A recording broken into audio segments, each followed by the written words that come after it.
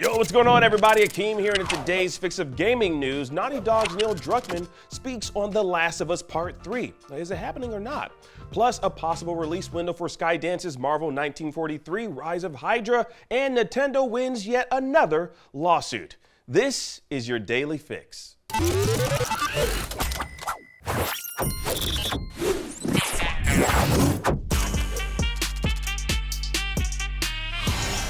All right, let's get right into the news. Now, speaking to Variety, Naughty Dog's Neil Druckmann gave us an answer on when we can expect a follow-up to The Last of Us Part 2, and it might not be a response you were hoping for.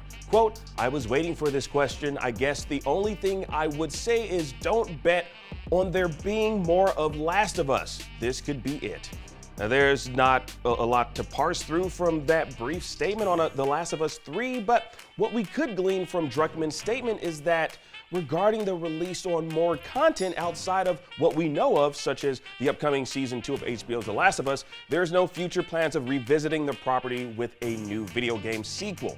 It's a shame, but it's nice to know that those beloved characters have a definitive ending to their stories in Part 2.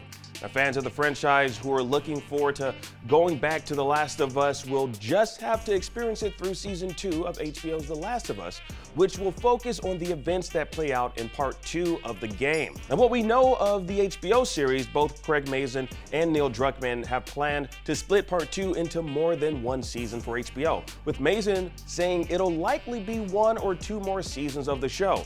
Now, he went on to say to Variety, quote, "It's getting harder to make because every episode gets big.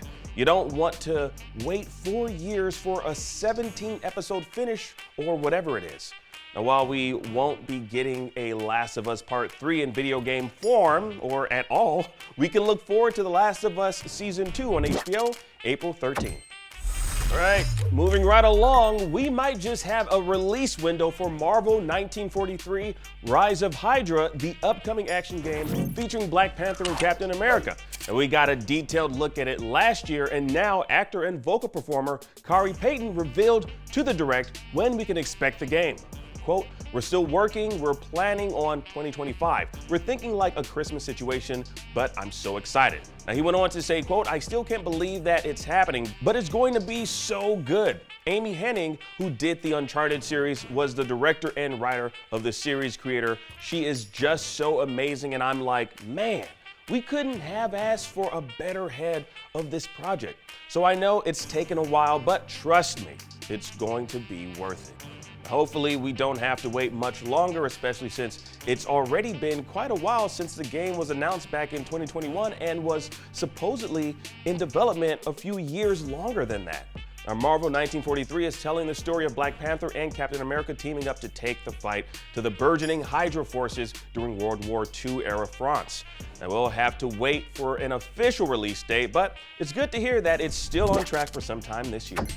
All right, and finally, Nintendo. They just love suing people. Nintendo won a lawsuit against those counterfeit amiibo sellers on Amazon with a default judgment scoring them over $7 million. Now, the lawsuit filed back in 2023 saw Nintendo and Amazon going after a group of sellers using Amazon's platform to peddle counterfeit amiibo cards. Now, the lawsuit, of course, led to discovery, which revealed the identities of the sellers, and since they failed to respond to the lawsuit, the default judgment was ruled.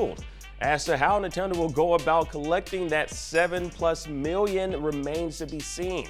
Now, according to Nintendo and Amazon, the sellers sold at least $2+ million worth of amiibo cards on the platform. Now, it's kind of crazy how profitable this counterfeit market was and how long it went on. Now, in hindsight, this Reddit post of someone asking if there's any risks when it comes to using, making, and selling amiibo cards now has their answer.